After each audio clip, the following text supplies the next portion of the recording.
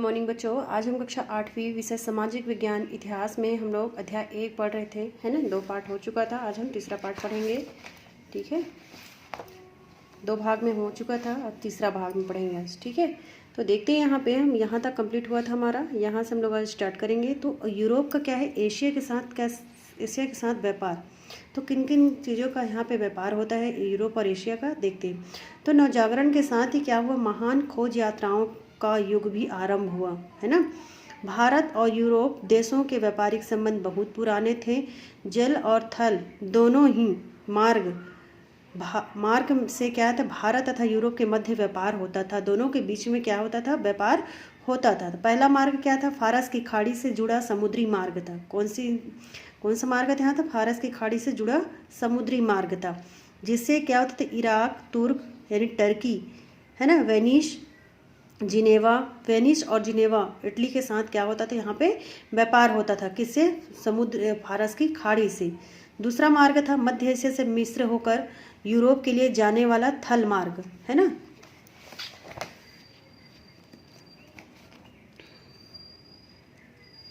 तो इस प्रकार क्या है, यूरोप के सभी क्षेत्रों में भारत की वस्तुओं के वितरण के लिए क्या किया गया था, वेनिस,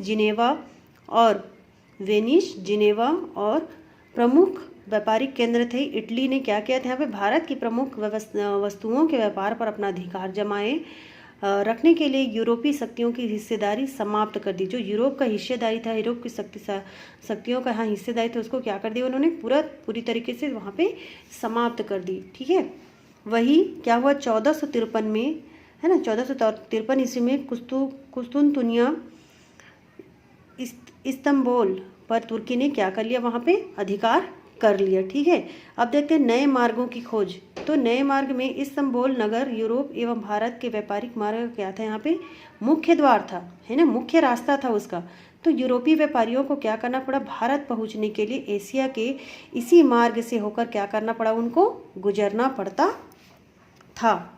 किंतु क्या हुआ, इस्तंबुल पर तुर्की कब्जे के बाद यूरोप से भारत को क्या करने लग गया, जोड़ने वाला यह मात्र व्यापारिक थल मार्ग जो है वो बंद हो गया। अरब व्यापारी अब एशियाई देशों से मूल्यवान रत्न, उत्तम श्रेणी के सूती, है ना, उत्तम श्रेणी के सूती तथा रेशमी वस्त्र, शक्कर इत्यादि यूरोप ले जाते थे, और यह माल इटली के जिनेवा, वेनिस, मिलान इत्यादि शहरों में उतारा जाता था, है ना। जहाँ से यूरोपीय व्यापारी उस माल को क्या करते थे, भारी चुंगी लगाकर, चुंगी मतलब होता है कर, है ना, लेकर खरीदते थे और यूरोप के विभिन्न बाजारों में ले जाकर उसको क्या कर देते थे, बेचते थे। यूरोप में इन वस्तुओं की बड़ी मांग थी, लेकिन व्यापारी अब अरब के व्यापारियों को हटाकर भारत से सीधा व्यापार करना चाहते थे। क्या करना चाहते थे, वो सीधा भारत से व्यापार करना चाहते थे। इसलिए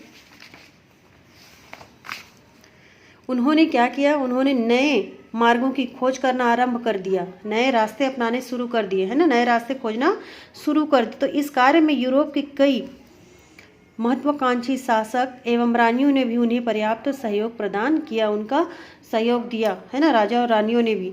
तो कुतुबनुमा दिशाओं का ज्ञान करने वाला क्या होता है, यंत्र होता है ना, के आविष्कार हम लोग भूगोल में पढ़े थे, है ना। तो आविष्कार के बाद क्या हुआ, नाविकों ने कुतुबनुमा की सहायता से लंबी लंबी समुद्री यात्राएं की और भारत की खोज में निकले।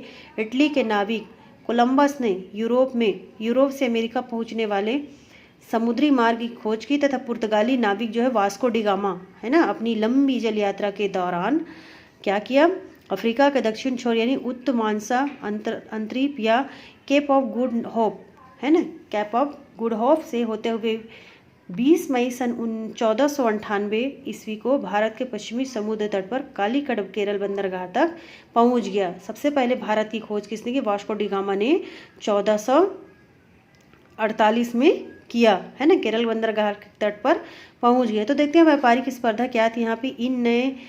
इन नए भूभागों का पता लगते ही पुर्तगाली एवं अन्य यूरोपीय व्यापारी वहां आने लगे और इस व्यापार से उन्हें भारी लाभ होने लगा।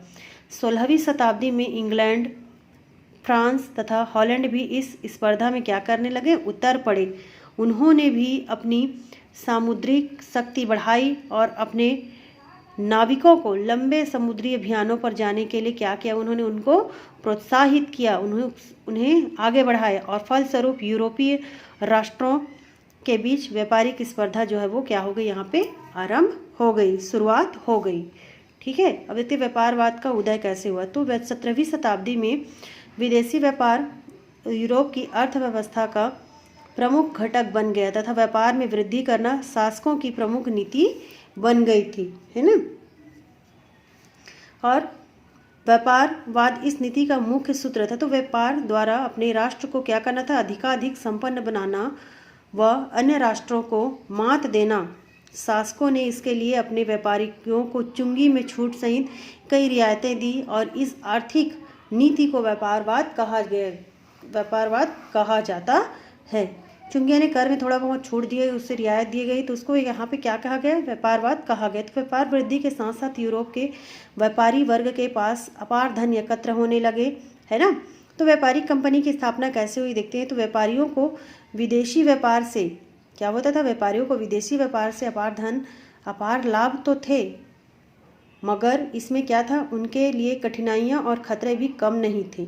इन कठिनाइयों से बचने के लिए व्यापारी कारीगरों को काम देने, तैयार माल इकट्ठा करने, है ना, और माल का भंडारण मतलब उसको रखना, है ना, करने जैसे अनेक कामों को सामूहिक रूप से करने में वो लोग क्या करने लगे, उसके मदद देने लगे। और इस प्रकार व्यापारिक कंपनियों की स्थापना आरंभ हुई। 17वीं शताब्दी के आरंभ में व्यापार के लिए भारत आई ब्रिटिश ईस्ट इंडिया कंपनी भी लंदन के कुछ व्यापारियों द्वारा मिलकर स्थापित की गई कंपनी थी और हॉलैंड, फ्रांस आदि यूरोपीय देशों में भी इस प्रकार के व्यापारिक कंपनियों की क्या होने लगी, यहाँ पे स्थापना हुई, है ना। फिर था यूरोप में व्यापार वृद्धि के परिणाम कैसे हुए। तो यूरोप के व्यापार में हुई तीव्र वृद्धि के परिणाम स्वरूप वहाँ के सामाजिक, आर्थिक और राजनीतिक जीवन में, है ना, वहाँ के सामाजिक, आर्थिक और राजनीतिक जीवन में अनेक परिवर्तन में बदलाव होने लग गए जो निम्नलिखित हैं। पहला था इसमें आर्थिक प्रभाव, है ना।